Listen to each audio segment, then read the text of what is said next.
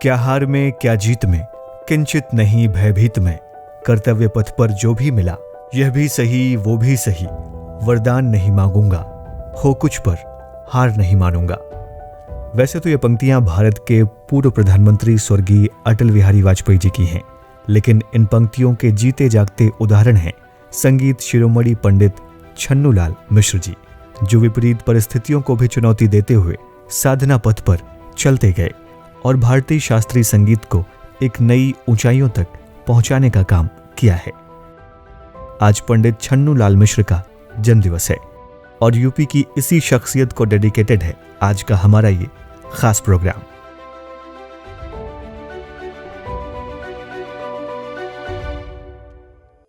UP के आजमगढ़ के हरिहरपुर गांव में पंडित छन्नूलाल मिश्र का जन्म आज ही के दिन 1936 में हुआ था। गरीब परिवार में जन्मे पंडित छन्नूलाल को इनके पिता शुरुआत से ही संगीतज्ञ बनाना चाहते थे। पैसों की तंगी के बावजूद भी छन्नूलाल के पिता ने तब के जमाने में 10 रुपए का एक छोटा सा हारमोनियम खरीदा था और अपने बेटे छन्नूलाल को खुद ही संगीत की शिक्षा देना शुरू किया था।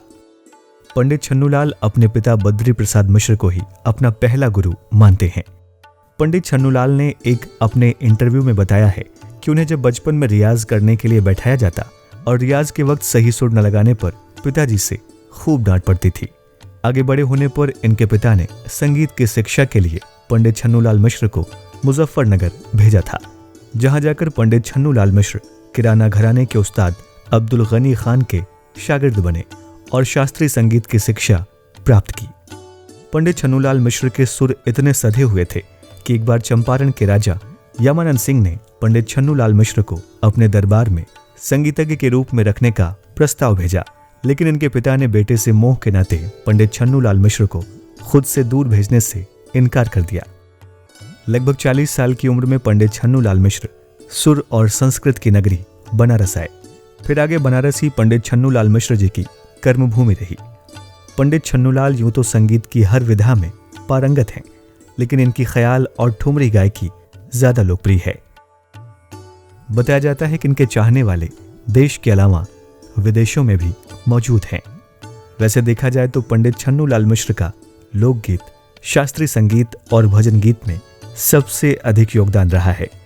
इनके प्रमुख ऑडियो एल्बमों में रामचरितमानस, अंजलि, इको ऑफ बनारस, होली के रंग, कबीर, पुरवैया, शिव विवाह, बनारस की आत्मा, सुंदरकांड और शास्त्रीय संगीत का भी एक म्यूजिक एल्बम शामिल है। इन विधाओं के अलावा बॉलीवुड की दुनिया में भी पंडित छन्नूलाल मिश्र ने अपना महत्वपूर्ण योगदान दिया है। इन्होंने आरक्षण फिल्म के 2 गाने, सांस अलबेली और कौन सी डोर गाने गाए हैं और मोहल्ला 80 फिल्म का टाइटल ट्रैक भी पंडित छन्नूलाल मिश्र के सुरों से ही सजा हुआ है।